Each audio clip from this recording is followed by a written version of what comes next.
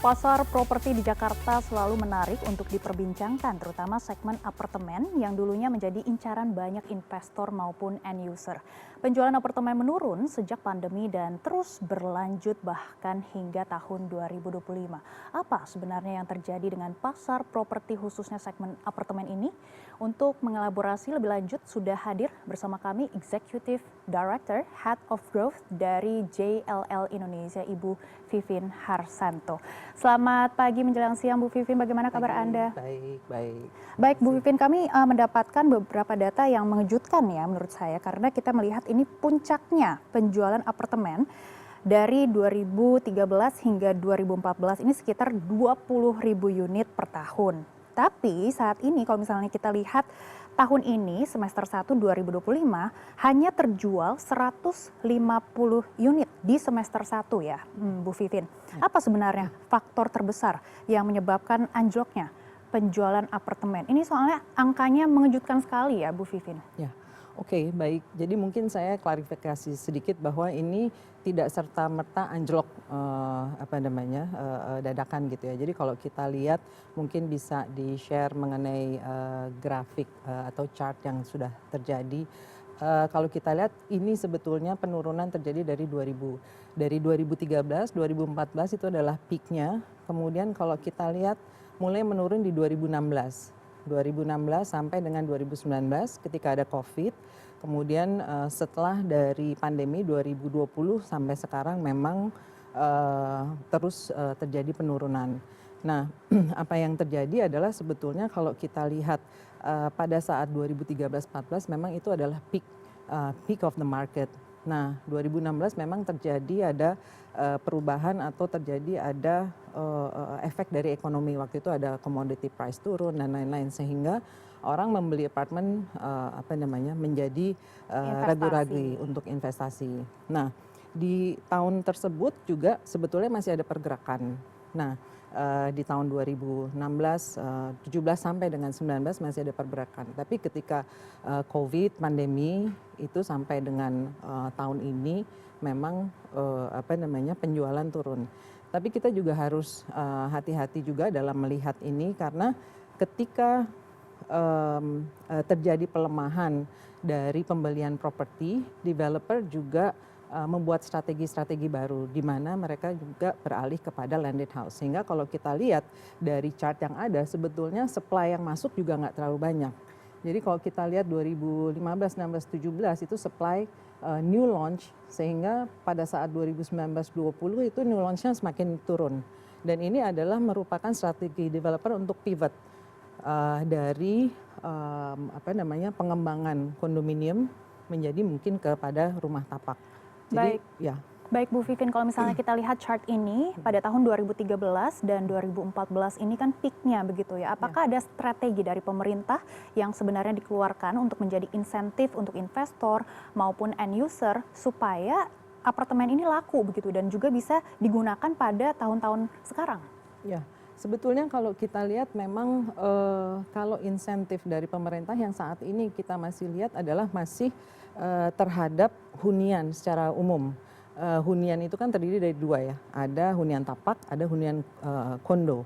Dimana kalau hunian tapak itu memang ada impact-nya dari contohnya seperti PPNDTP pada waktu COVID gitu ya, pada waktu pandemi karena sekarang itu kalau bisa misalnya harganya di bawah 200 juta rupiah juga bebas beberapa pajak yang dikeluarkan oleh pemerintah begitu ya. Apakah ini juga bisa mendorong sektor apartemen ataupun properti? Nah, kalau kita harus membedakan antara apartemen dan properti ya, karena properti kan secara keseluruhan. Kalau kita bicara mengenai sektor apartemen, dari sisi pricing sebetulnya kita melihatnya minimum ada di 400 juta gitu ya. 400 kalau kita lihat data yang ada sektor apartemen itu sekitar 400 sampai dengan 1M. Nah, kalau kita lihat landed house, ini juga sebetulnya ada kompetisi juga dari rumah tapak yang pengembang sekarang juga mengembangkan unit-unit yang lebih compact dengan harga yang nggak terlalu jauh dari apartemen. Jadi kalau tadi pertanyaannya adalah bahwa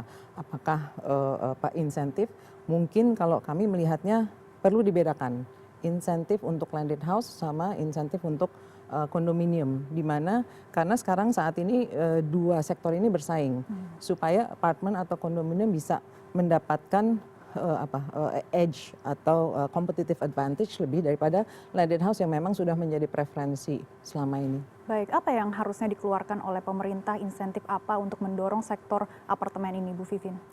Ya, sebetulnya kalau kita lihat segmen yang sekarang masih banyak itu adalah segmen yang middle to middle lower gitu, di mana ini adalah segmen-segmen yang budget conscious, di mana affordability kemudian harga itu menjadi fundamental, menjadi penting.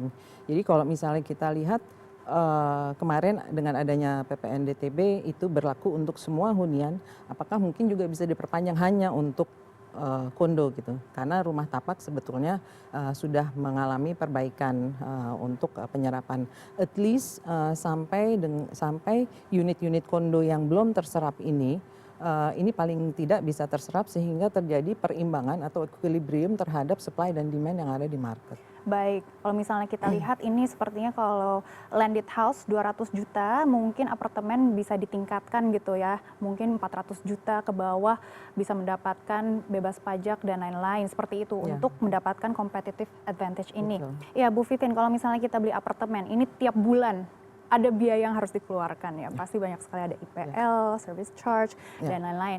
Apakah ini juga menahan ketertarikan end user ataupun investor untuk membeli apartemen karena tiap bulan pasti ada cost yang akan keluar? Iya, sebetulnya ini memang menjadi salah satu pertimbangan, terutama kalau kita lihat di segmen yang middle, yang memang tadi budget conscious. Jadi any cost, operating cost yang akan terjadi bulanan itu akan menjadi pertimbangan untuk mereka dalam hal pembelian apartemen. Kalau kita lihat mungkin untuk segmen-segmen yang lebih upper, mereka nggak terlalu budget conscious, mungkin masih bisa lebih bertahan. Baik. Kalau misalnya kita lihat dari data yang kami dapatkan, ternyata sepanjang 2025 tidak ada peluncuran apartemen baru di Jakarta. Nah, bagaimana Anda membaca data ini? Ya, ini memang juga strategi hati-hati juga prudent dari para developer karena melihat perlambatan dari absorption penjualan sehingga terakhir yang kami lihat adalah di 2024 peluncuran barunya. Jadi kalau kita lihat ini kan memang ada strategi pengembang yang memang ketika ada perlambatan di salah satu sektor atau subsektor properti katakanlah kondominium, mungkin mereka akan beralih kepada subsektor lain yang lebih menjanjikan, misalnya contohnya logistik atau data center atau mungkin rumah tapak yang juga masih lebih resilient. Dan mereka juga akan pivot gitu ya dari kalau bermain di hunian akan pivot dari kondominium menjadi rumah tapak sebagai alternatif residential.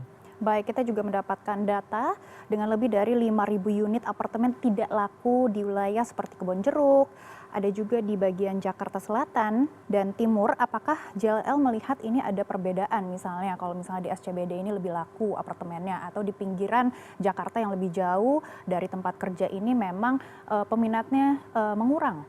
Ya, sebetulnya kalau kita lihat Jakarta, Jakarta, Greater Jakarta ada CBD dan non CBD dan juga Greater Jakarta. Nah, memang apartemen yang lokasinya di non CBD dan Greater Jakarta itu lebih inferior daripada yang di CBD. Karena apa? Karena kalau di CBD kita punya fasilitas cukup, proximity to workplace juga cukup, public transportation juga memadai. Jadi ekosistem untuk tinggal di dalam di daerah CBD itu lebih lebih established dibanding sama yang non CBD maupun yang di Greater Jakarta.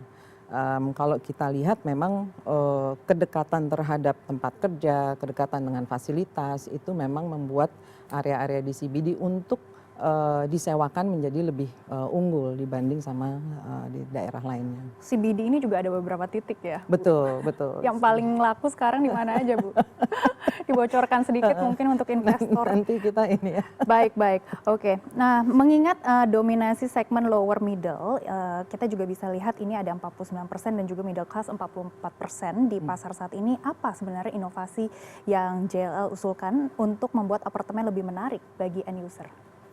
Ya, memang kita lihat beberapa upaya-upaya dari pengembang untuk menambahkan features-features gitu ya. Apakah itu smart home, apakah itu dengan teknologi, kemudian apakah dengan isu sustainability. Tapi kalau kita lihat marketnya yang besar adalah di situ, kembali lagi ini adalah market yang budget conscious gitu ya di kelas di segmen itu, sehingga memang lokasi menjadi penting. Artinya lokasi yang kedekatan dengan public transportation, kemudian fasilitas yang juga lebih memadai. Apalagi kalau kita lihat sebetulnya pasar terbesar sekarang itu kan adalah generasi millennials yang sangat tech savvy dan juga sangat concern dengan sustainability, concern dengan hal-hal yang sifatnya lebih mengangkat lingkungan gitu. Nah itu mungkin hal-hal yang bisa dimasukkan. Tapi kita juga melihat bahwa sebetulnya pasar apartemen ini kan juga ada dua.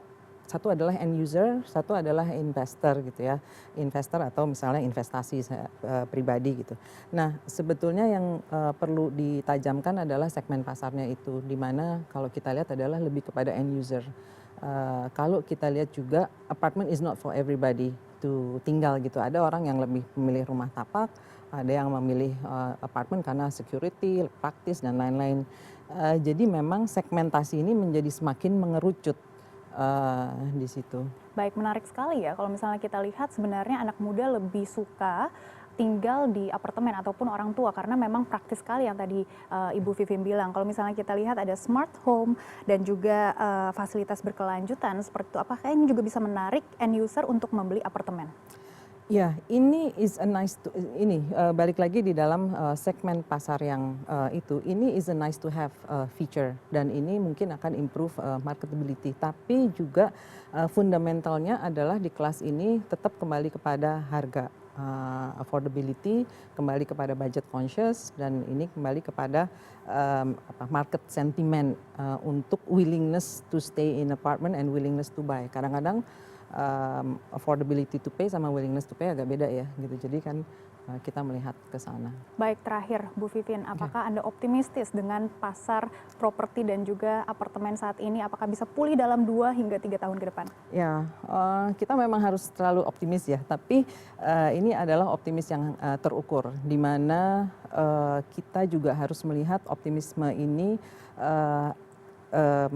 absorption dari unit-unit yang belum terjual itu adalah kalau misalnya dalam 2-3 tahun ke depan memang ada satu insentif atau bisa menggerakkan itu untuk terabsorb, harusnya sih bisa. Tapi again kita optimisnya cukup cautious gitu ya dengan beberapa caveats di situ. As long as keseimbangan dari supply dan demand-nya itu terjaga dan as long as yang belum terabsorb ini sudah bisa diserap pasar, dan harusnya seperti properti lain pada umumnya ketika tercapai equilibrium itu akan bisa ada uptick-nya. Kalau tadi kita lihat di property clock, ini kita at the bottom, jadi hopefully kita bisa moving.